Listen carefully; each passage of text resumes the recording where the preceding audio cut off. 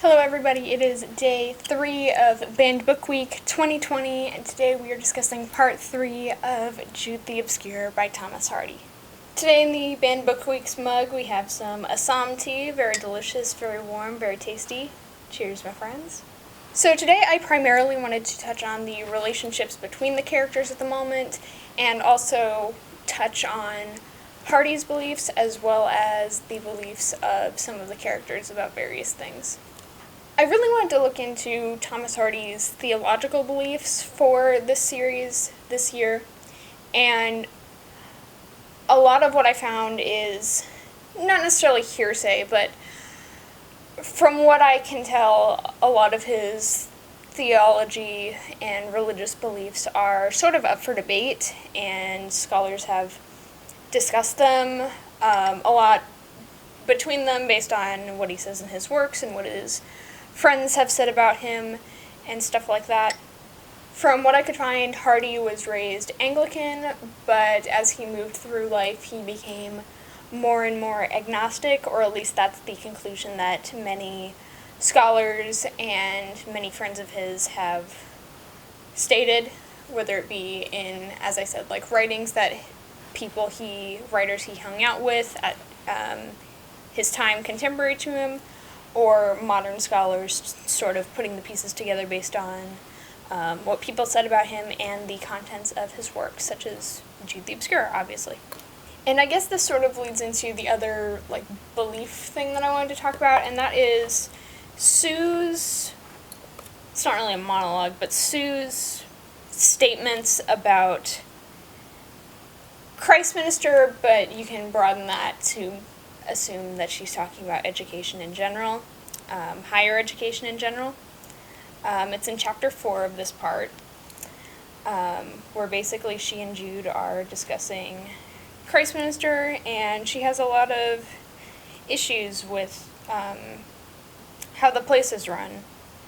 What I think is most notable is that she points out that, a lot of richer people seek education, whereas poorer people like Jude have to really fight for it, or they're pushed away, or stuff like that.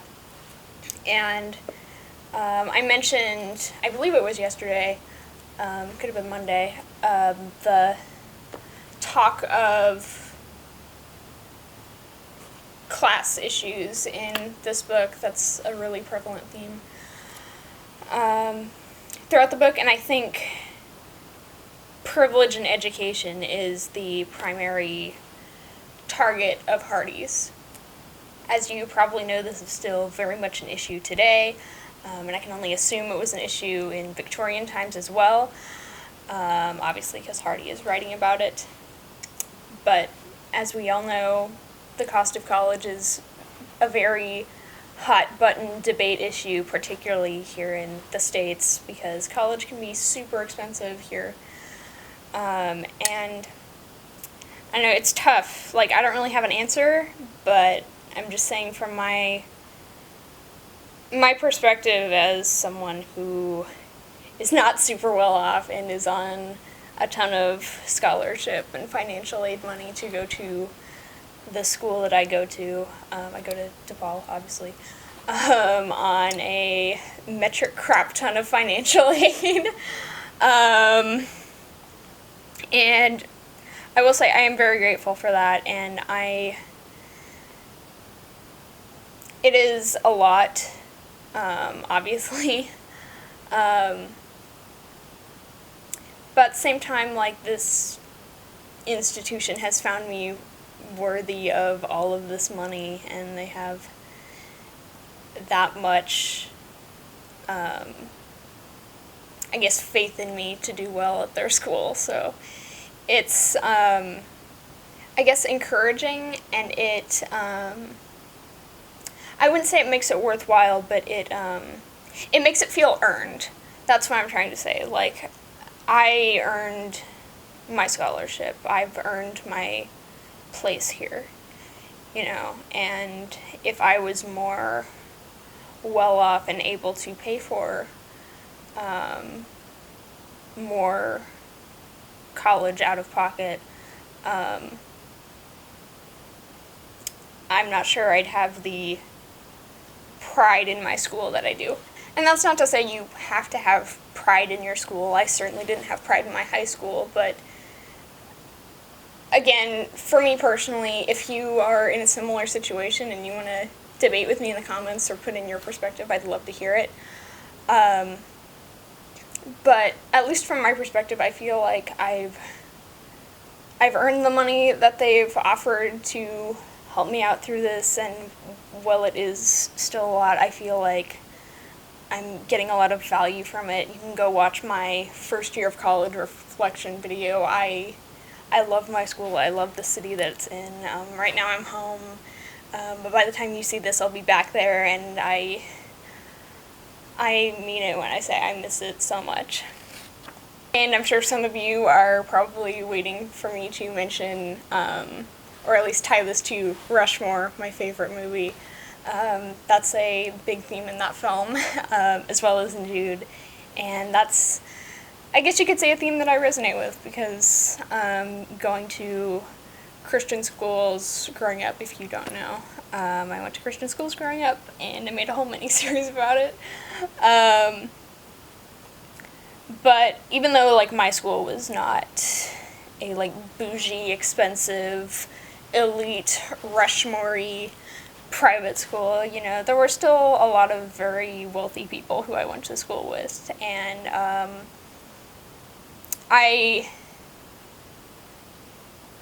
because, like, when you're a kid, you don't really understand what, like, the concept of money or anything like that, but I mean, like, you know, when your friend's house is nicer than yours, or, you know, their parents make so much more money than yours, you know, so, like, I understand it a lot more now in hindsight, versus, like, as a kid, but to say that it was not noticeable whatsoever is not true at all. So I guess to sort of wrap up my thoughts on all of that, a really big theme in this is classism, specifically classism in education, because, you know, only the wealthy or the lucky or whatever other add-on words you want to use can afford it, can get there, can achieve it, you know what I mean? And I don't know what, like, job outlook was in Victorian times. From what I understand, it was a lot easier to earn a living without a college degree, but now that's definitely not the case.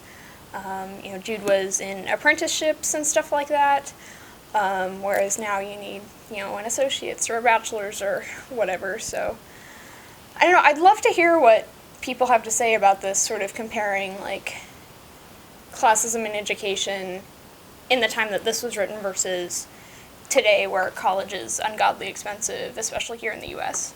Now I want to touch on the different relationships that are in this part of the book. I feel like a lot happens, like, interpersonally between characters in this section. First of all, Sue and Flotsam. They end up getting married, and Sue tells Jude that she isn't so keen on that idea after the fact, and I'm trying to save a lot of what I have to say about Sue for later in the book, once a couple more things happen, and I get a bit more context about Hardy and the time period of the book. So, yeah, I feel like this pairing is weird. I think we've already touched on that. You know, he's a lot older than she is, and she comes off as very independent, at least in my opinion. So, I don't know, I feel like she might be succumbing to sort of expectation of women, you know? Like, a lot of women, especially back then, were, not required, but, like, expected to get married, and, you know, it was probably hard for someone like her to, you know, live on her own and support herself, because, you know, people probably didn't take her as seriously as someone like Jude or Flotsam, because she's a woman, because people were sexist, and people still are sexist. So that happens. I get it in, like, terms of, like, narrative, like, it makes sense within the narration, but I mean, like, as, like, a personal choice, I wouldn't like that for Sue, but at the same time, you know, I get it in the narrative, you know what I mean? Like, I don't like it, but at the same time, I like it because it makes the story a story. It gives the story conflict, you know? And also, we get the reappearance of our friend from part 1, Arabella, is back, and she talks with Jude a bit about what she's been up to since their marriage and their departure from one another. And she has remarried, but Jude has some reservations about getting remarried, which I think is really interesting because, you know, he talks with Sue. I forget exactly where this is, but Sue doesn't see marriage as sacred as Jude does, being, like, he is a lot more religiously inclined than her. Obviously, he's studying ministry and divinity and that sort of thing. But I think it's odd that, like, he still has this remorse, because, like, Arabella gets remarried, and so I feel like she seems to be okay with him getting remarried, but he still has this reservation, and I think that's interesting because in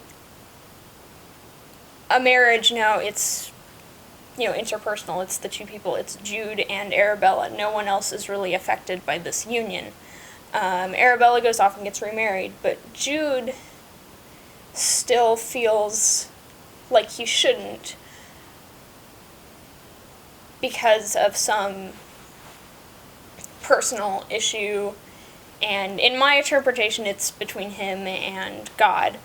You know, the Bible says you can't commit adultery, and he sees getting remarried, even though Arabella has a new spouse and she seems happy, or at least content from my reading of this. So, like, maybe he's like, well, Arabella wouldn't care, but God would. Anyway, that's sort of how I viewed it. I think it's interesting that, like, the one person that this would affect is fine with it, but he still has this, like,